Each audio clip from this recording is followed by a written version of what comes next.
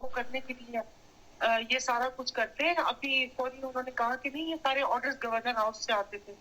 میں پچھلے 5 سال پاور کمیٹی کی ممبر رہی ہوں اور الحمدللہ کہ جو وہ کہتے ہیں کہ میری سائڈ کا کہ جو کام تھا وہ میں نے پوری دل جمعی سے وہ کام کیا. اور میں آپ کو یہ بتاتی چلوں کہ جو پی ٹی آئی گورنمنٹ میں ایک بل آیا تھا میں نے گورنمنٹ میں ہوتے ہوئے اس بل کو اپوز کیا تھا. حالانکہ میرے پہ کافی مطلب پھر باتیں بھی سننے کو ملی مجھے, لیکن میں نے کہا کہ نہیں میں اس چیز میں شامل نہیں ہو سکتی. آپ لوگوں نے کرنا تو کرے, میں نے کہا میں اس ظلم میں شامل نہیں ہوں گی. اور ابھی بھی 16 ماہ پہلے بھی ایک بل آیا تھا میں نے اس کو بھی اپوز کیا تھا. اور یہ ساری چیزیں سامنے لیکن کوئی کرنا نہیں چاہتا. اب کراچی میں ایسے علاقے ہیں گلشن معمار کی طرف کہ جن گلیوں میں دھوپ نہیں آتی اس کے اوپر اتنے کنڈے ہیں. یہ خود چوری کرواتے ہیں اور سب چیزیں یہ کرواتے ہیں اور پھر بیٹھ کر ہم لوگ یہاں پر کہانیاں سناتے ہیں کہ یہ ایسا ہونا چاہیے یا ویسا ہونا چاہیے. کوئی بھی سیریس نہیں ہے. اور میرے خیال میں اس کو ایک ہتھیار کے طور پہ رکھا ہونا سیاستدانوں نے کہ وہ اگلی کیمپین میں. لیکن وہ ٹائم تو اب گزر گیا نا جی. یہ تھے کہ وہ کہتے نا پانی سر سے گزر گیا ہے. اب یہ جو ہو رہا ہے اس کو واپس کرنے کے لیے آپ اس کو اگر فریز بھی کر دیں کچھ چیزوں کو تو وقتی ریلیف ہے, لیکن آپ کو یہ چوریاں تو روکنی پڑیں گی. وہ کچھ سیریس نہیں ہوتا. ان کو بارہا کہا ہے, بارہا میں نے سیکرٹری صاحب کو بولا ہے کہ ہمارے سندھ کی طرف ایک چھوٹا سا گاؤں ہے جھول ڈچڑو, یعنی کہ یہاں پر کوئی اور سہولت نہیں ہے. تو میں نے ان کو کہا کہ آپ کے یہ جو ایس ڈی او یا لائن مین یہ وہاں پر پوسٹنگ چاہتے کیوں ہیں, کبھی آپ نے یہ چیز دیکھی؟ اور انہوں نے دوسری انرجی کی طرف نہیں گئے. جو کوئلہ افریقہ سے آتا تھا آپ اس کے صرف وہ جو اس کو منگوانے کا جو خرچہ تھا اس نے آنکھیں کھول دی کہ ہم وہاں سے کوئلہ منگوا کے یہ بجلی گھر چلا رہے ہیں. اور انہوں نے پہلے کہا تھا کہ جو ہمارے سندھ میں کوئلہ نکلتا ہے وہ کوئلہ اس قابل نہیں ہے اور نہ ہماری وہ جو اس کو ریفائنری میں اتنی جگہ یا کیپیسٹی ہے کہ وہ مطلب ڈبل اس کی کیپیسٹی چاہیے ہوگی اپنے کوئلے کے استعمال کے لیے. لیکن ابھی 8-9 ماہ پہلے شہباز شریف صاحب آئے تھے اور انہوں نے کہا تھا کہ سندھ کا جو کوئلہ ہے وہ گیم چینجر ہے. اور یہ سب بس کہنے کی باتیں ہیں, کوئی سیریس نہیں ہے. آپ یہ کہہ رہی ہیں رانا صاحب. اب ظاہر ہے ایک طرف شہباز صاحب نے خود یہ سارے اب حکومت نے لگائے. پہلے میں لوگوں کو یہ سمجھا دوں, ابھی مجھے کسی کا فون بھی آیا, انہوں نے کہا جی انسٹالڈ پیمنٹس ہیں کیا. یعنی ہم نے جو بجلی گھر بنایا ہے ہم نے ان تمام کے ساتھ یہ معاہدہ کیا ہے کہ آپ بجلی بنائیں یا نہ بنائیں آپ کے پیسے آپ کو ڈالرز میں مل جائیں گے. اب میں کوئی غلط کہوں تو رانا صاحب مجھے کریکٹ کر دیجیے گا. سو یہ ہو گیا انسٹال کیپیسٹی, آپ نے ان کو پیسے دینے ہی دینے. سو بجلی گھروں کو یہ فائدہ ہے کہ اگر ان کو کوئی کام نہ کرنا پڑے, ان کو بجلی نہ بنانی پڑے, کیونکہ پیسے تو ان کو پھر بھی مل جانے ہیں. سو ہم نے دوسرا فیصلہ یہ کیا کہ ہم نے امپورٹڈ فیول کے اوپر بجلی بنائی. ہم نے کہا کہ ایل این جی کے پلانٹس چلائیں گے, ہم نے کہا کوئلے سے چلائیں گے, یہ ساری چیزیں پاکستان کے باہر سے لائیں گے اور چلائیں گے. فرنس آئل کے اوپر ہمارے پلانٹس تھے, ہم نے کہا, اور ہم نے ہر چیز کا کانٹریکٹ کیا ڈالرز کے اندر کہ جو بھی پیسے آپ کو دیں گے ڈالر میں دیں گے. جب معاہدے بہت سارے کیے تو شاید ڈالر 100 کا تھا, 120 کا تھا, اب ڈالر چلا گیا 300 پہ.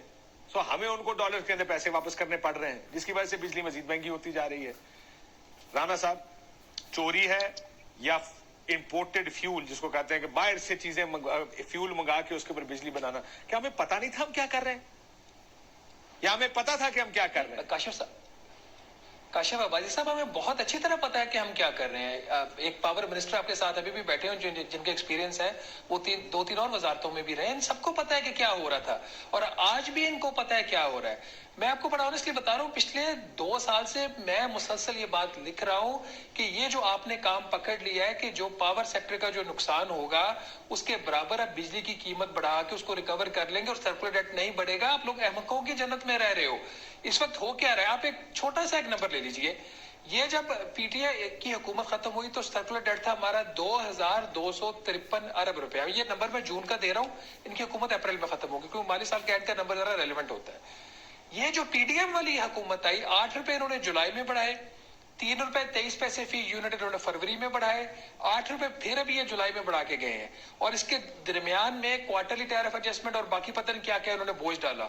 اس کے باوجود جو سرکولر ڈیٹ 2253 ارب روپیہ تھا وہ 2310 ارب ہو گیا اور 335 ارب روپے کی اضافی انہوں نے سبسڈی دی ہے حکومت نے. اور جس کا آپ کو یاد ہے کہ فروری میں ایک منی بجٹ بھی آیا تھا.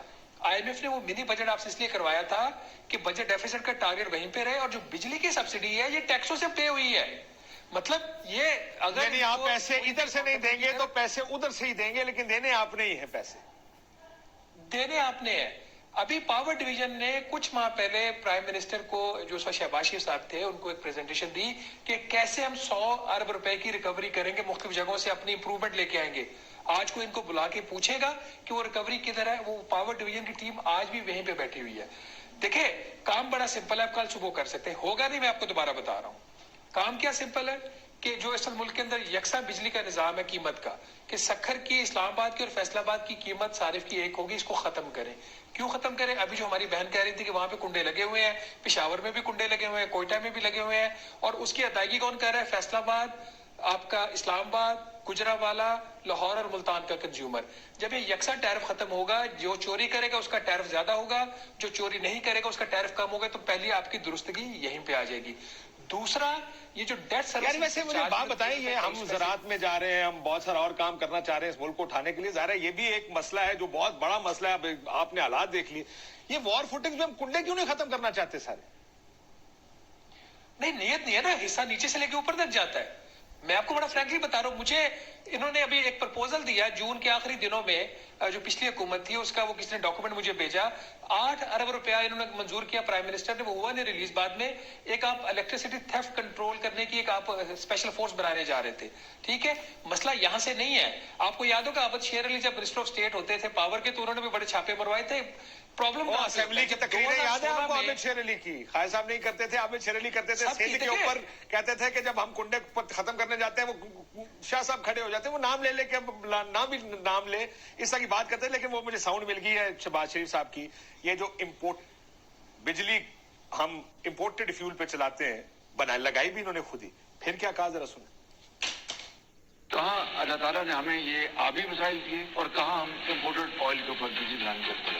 یہ کیا تھا؟ ویسٹرن انٹرسٹ, کارٹلز, جنہوں نے بیڑا کر دی.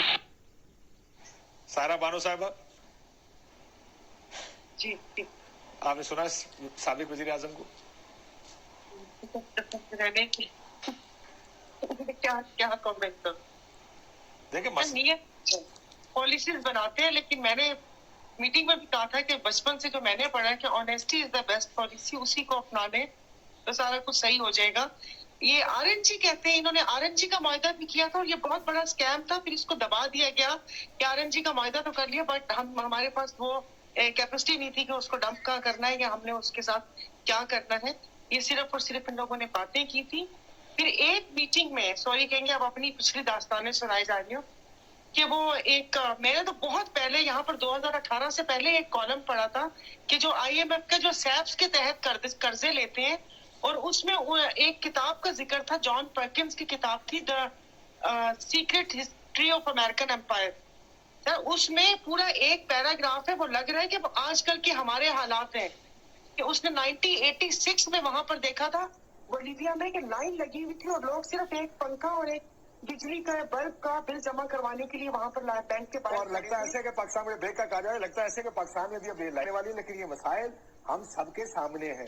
ہم دیکھ رہے ہیں, بڑے عرصے سے منہ موڑ لیتے ہیں. بہت عرصے سے ہم ایک ہی چیز, جب بھی بجلی کا بل بڑھتا ہے, جب بھی بجلی کا مسئلہ ہوتا ہے, یہ بحث ہوتی ہے, ٹی وی پر آتی ہے, اور سڈنلی وہ بحث کسی اور طرف نکل جاتی ہے.